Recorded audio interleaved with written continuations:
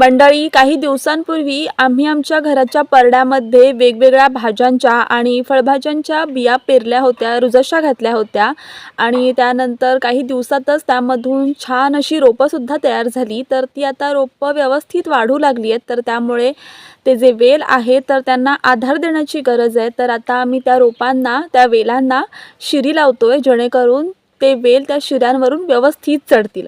चला